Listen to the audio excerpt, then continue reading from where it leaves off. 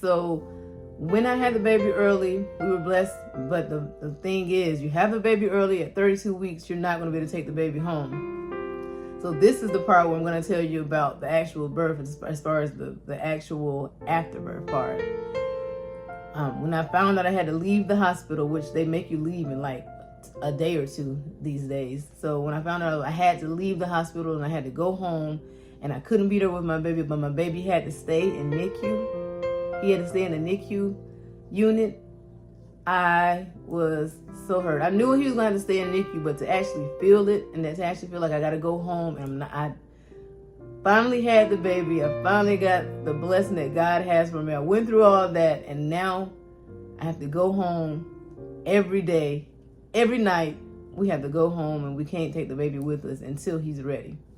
So keep in mind, he was a preemie, but he was a big preemie, 5 pounds, 3 ounces, but he was a big boy, to the point where the doctors were like, that delivered the baby, was like, are you sure they had the right due date? So I'm thinking, he looks healthy. In my head, I'm like, he should be able to come home. But there's a process. They had to make sure his oxygen levels were together. They took him off the ventilator very fast. They took him off all of those things very fast. But they wanted to make sure they had, certain things going on, like knowing how to eat without stopping his breath and things of that nature. So that took about 3.5 weeks, but those were the longest 3 weeks, 3 weeks of our life. We were there every day, sometimes 2 or 3 times a day. I was definitely there around the clock. I probably was like one of the only moms and dad, we were the only parents up there all the time. And they saw me, they probably were like, she don't have no life. And I had, at that point, that was my life. So it was a thing. We went home every night. You can stay 24 hours, but we would probably leave about between midnight and 1 a.m. when he would fall asleep. And it was a joy to be there with them and to be able to, see how the nurses did their schedule. But it was so heartbreaking to go home without the baby. He finally came home. Fast forward to that in July.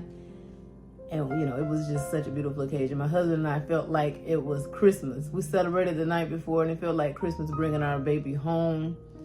And like I said to you all before, it's just been such a joy, and just a blessing and a testimony. Is such a huge testimony for me, because when you wait on God and persevere, because it was some persevering I had to do through the pregnancy. It was some persevering doing after the pregnancy throughout the post-birth. But knowing that God would see us through was the thing, and actually seeing us through and all the support from family and friends was very, very, very appreciated. I mean, we still get a lot of support, prayers. I mean, we got so many gifts, and I'm still working on thank you cards. So if you haven't gotten my thank you card yet, you will be getting it. But I'm just so thankful, and I'm really, really, really want to encourage you and inspire you.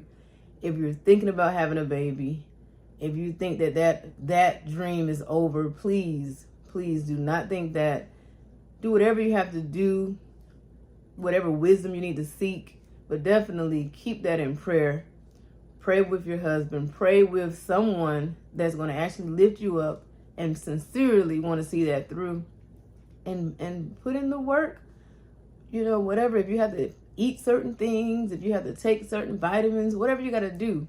But don't let the discouragement stop you from what you want, your desires. God will give you desires of your heart.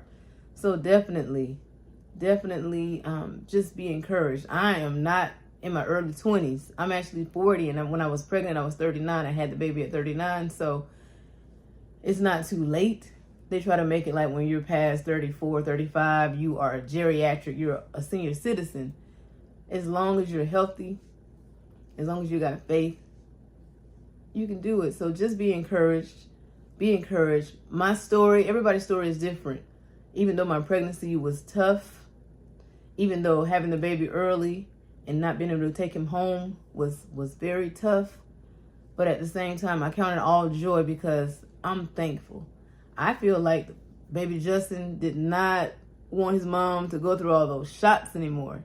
So he said, I'm going to come on out, because if I would have went full term, I would have still been taking those shots all the way to October. So it was a reason, and everything happens for a reason. But I just wanted to come to you all, share this story, share this testimony, share the birth story like I promised, and just encourage you. I'm going to do more videos. I'm going to actually do a podcast coming soon.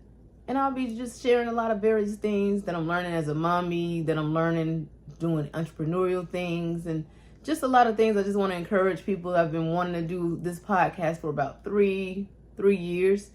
And I feel like this is the time to go ahead and go forth and do it. So I hope to see you all soon. I hope you all tune into this video and tune into my next podcast videos to come.